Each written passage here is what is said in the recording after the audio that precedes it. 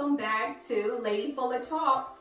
Today I am going to be talking about how to manage anxiety. All right, today's Tuesday tips are going to focus on managing anxiety. So earlier this week I posted a recording of meditation, mindfulness meditation. I hope that you guys had an opportunity to check it out because it definitely coincides with what I will be talking about today. All right, so I'm going to go right on into the tips. Tip one focuses on writing out your worries, writing out what you're worried about, writing out what you are thinking about, because our thoughts have a huge impact on how we are feeling. If we're thinking negatively, or if we're thinking as if we're in a frantic state of mind,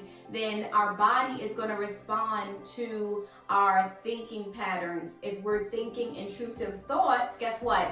Our body is going to respond to how our frame of thinking is. All right, so tip one is going to be write down how you are feeling, write down those emotions, and that means a journal. It can mean on your phone. You might have a note section where you can type down something that you're feeling, or some thoughts that keep continuously running through your mind, causing cognitive space. So that is tip one.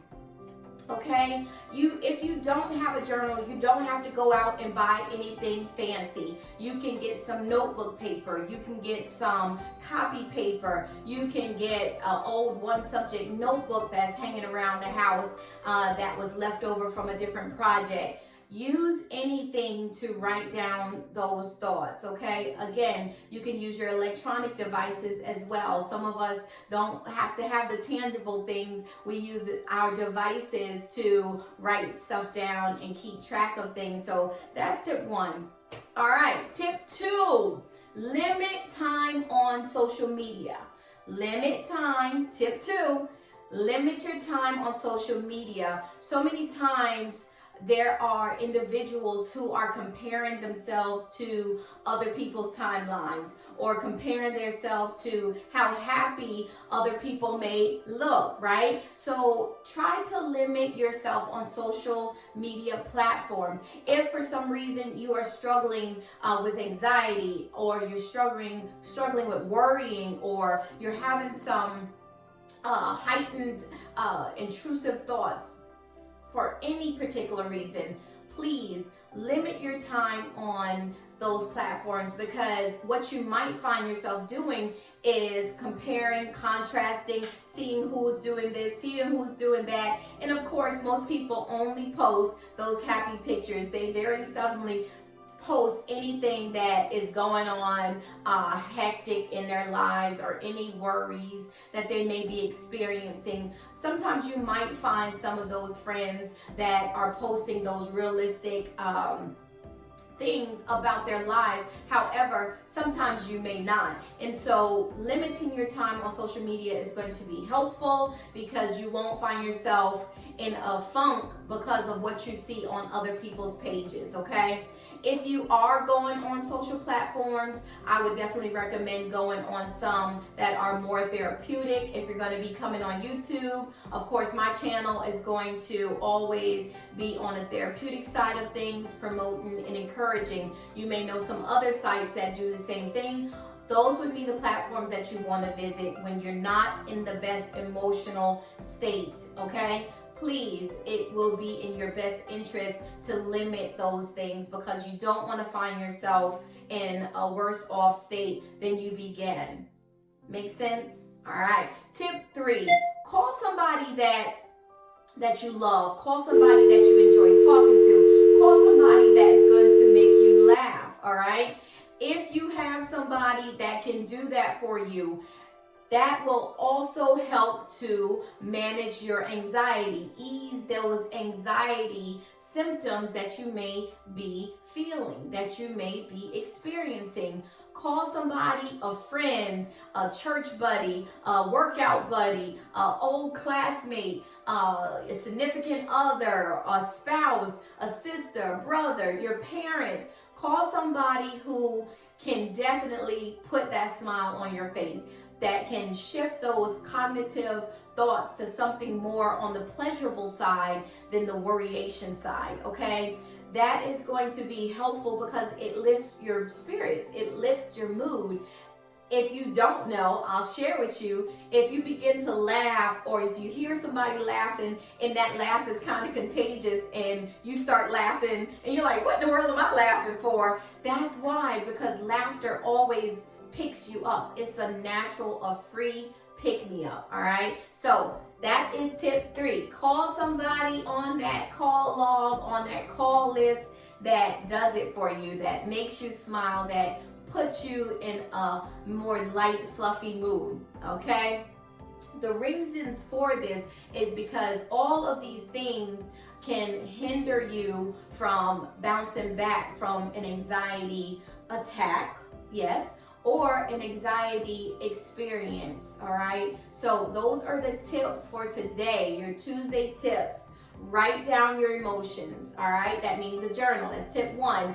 The second tip would be take some time away from social media platforms. That's tip 2. The next tip is tip 3. Call somebody on that call log, on that phone list, in your contact log that is going to make you smile, that's going to make you laugh, that's going to boost your mood, okay? That's going to increase those positive vibes so that you can move forward and not remain stagnant in your emotional self, so you can regulate those emotions and not remain where you are, all right? So things that make anxiety worse, okay? So I jotted down a couple things that make anxiety worse. Skipping meals. If you're trying to watch your figure, or if you just don't have an appetite, I truly encourage you to set a time on your watch, on your phone, on your tablets. Set a time when you know that it's meal time. Even if you don't have a huge appetite, it's important to eat something, because that is not great for your anxiety. Skipping meals, not a good idea. Irregular sleep. If your sleep patterns are off, guess what? That's going to make your anxiety worse, because sleep, it increases your ability to move forward. It increases your energy levels. So sleep is very important. That means shutting down those devices, turning off those blue lights, turning off the television, and just relaxing. Try some meditation. Remember earlier, I talked about the importance of meditation. I posted on Monday about mindfulness meditation. Just be present with yourself, okay? That is so important, being present with yourself, especially when you're experiencing high levels of anxiety, because you don't want the irregular sleep patterns. Meditation may assist you with being calm, collected enough to fall asleep, all right? Next one, repressing your anxiety. The internal environment. Your internal volcano. If you're pressing down that situation that causes anxiety and not acknowledging it, not accepting it, not being aware of it, guess what? That will make your anxiety worse. So don't press it down. Don't repress it. Don't put it inside of that internal volcano, because guess what? That lava is going to spew out. All that stuff that you press down is going to come out eventually. So try not to repress what is causing the anxiety in the first place. Try to be present enough to acknowledge it, accept it, deal with it, all right? And those are some of the things that we talked about in those first 3 tips. The next one, looking at news, negative news, reading negative newspaper articles.